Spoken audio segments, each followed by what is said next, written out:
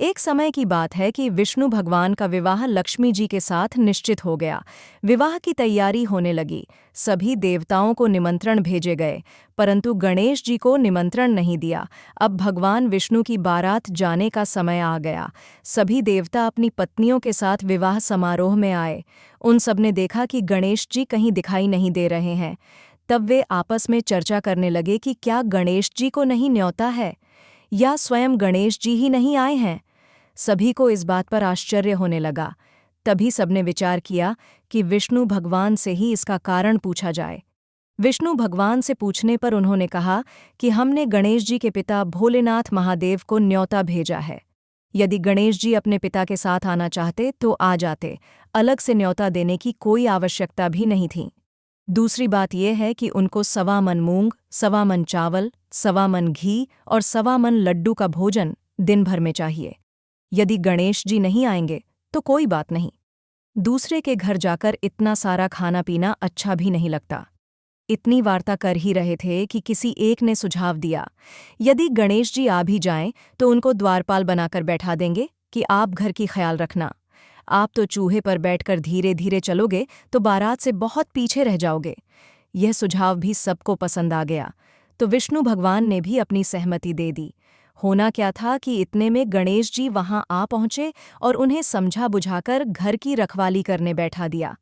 बारात चल दी। तब नारद जी ने देखा कि गणेश जी तो दरवाजे पर ही बैठे हुए हैं, तो वे गणेश जी के पास गए और रुकने का कारण पूछा।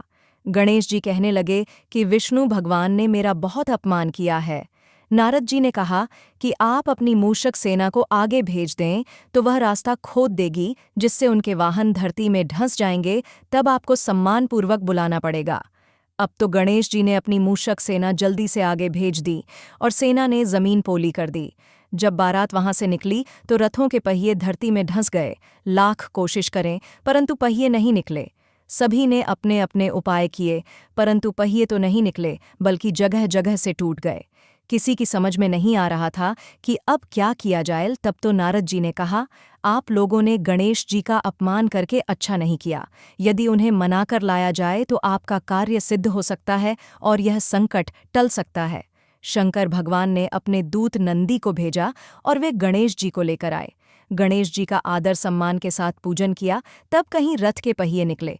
अब रथ के पहिए निकल को गए, परंतु वे टूट फूट गए, तो उन्हें सुधारे कौन। पास के खेत में खाती काम कर रहा था, उसे बुलाया गया।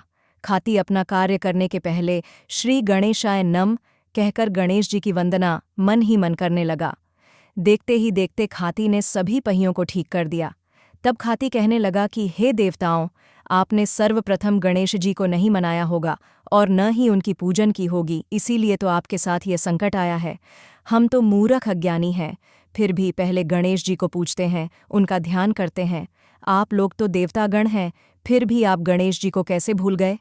अब आप लोग भगवान श्री गणेश जी की जय बोलकर जाएं, तो आपके सब काम बन जाएंगे और कोई संकट भी नहीं आएगा। ऐसा कहते हुए बारात वहां से चल दी और विष्णु भगवान का लक्ष्मी जी के साथ विवाह संपन्न करा के सभी सकुशल घर लौट आए। हे गणेश जी महाराज, आपने विष्णु को जैसो कारज सारियो ऐसो कारज सबको सिद्ध कर जो। बोलो गजानन भगवान गणेश जी की जय।